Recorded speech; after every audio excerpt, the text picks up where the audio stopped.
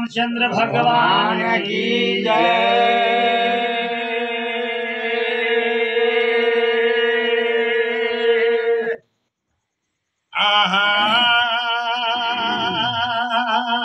गे हमारा दे लगे मैया गो हागे सीता मढ़े जिला से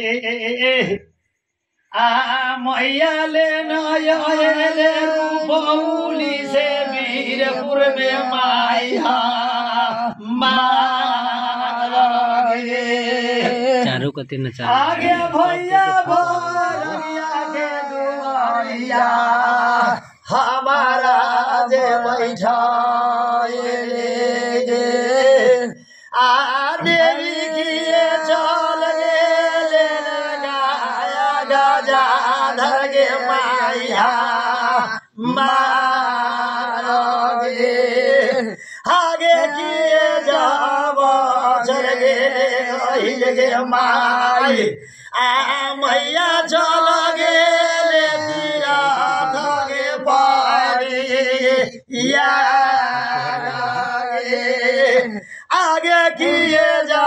सालावे गेले देवी हा बाबा गे भैया ना थागे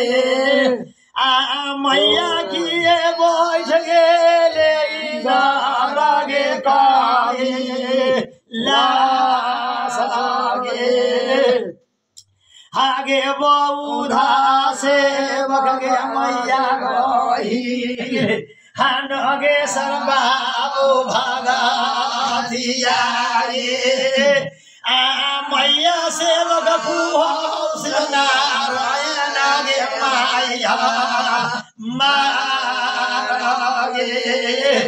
आगे दया लगै छौ मैया गही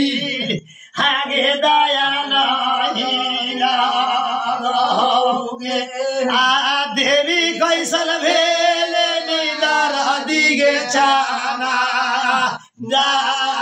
लागे आगे काहे ले धैल गे मैया गही हवा लागे पाना में बहिया गे कैसन भेले पर मांगे चाना लागे आगे सातवाना बचत मैया गोही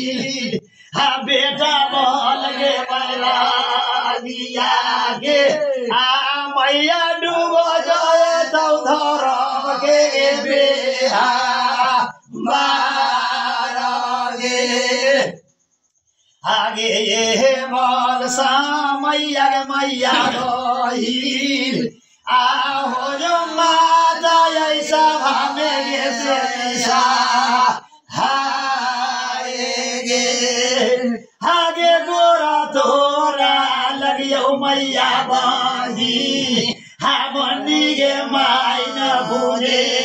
रिया गे मैया लगल ही गौधर गे दारा मारे आगे दया ने मैया गही मैया कैसे गए भजन गे आनो रागे आगे लहा लहा गे पूजे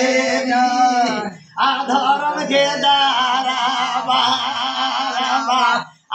हो जो माता ऐसा भावे गे चरिसा आगे तब देना वो मैया गही आगे तो हरोगे भजाना मैया झूमी झूमी न गए बौगे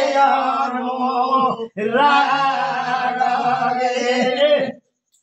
आगे हम देना भूलो मैया गही तू है नहीं भूलिया मैया भूल करवे तो धर्म संग होए तौगे माई तो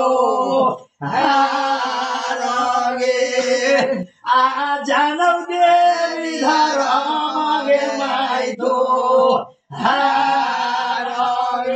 आगे हम ना दे जनिया हुए पूरे दी कोनो गे विधवे हमारा मांगे अठारह भेली धर्म के दारा बारे बोलिए भक्तवत्सल भगवान की जय। स्टॉप लगा।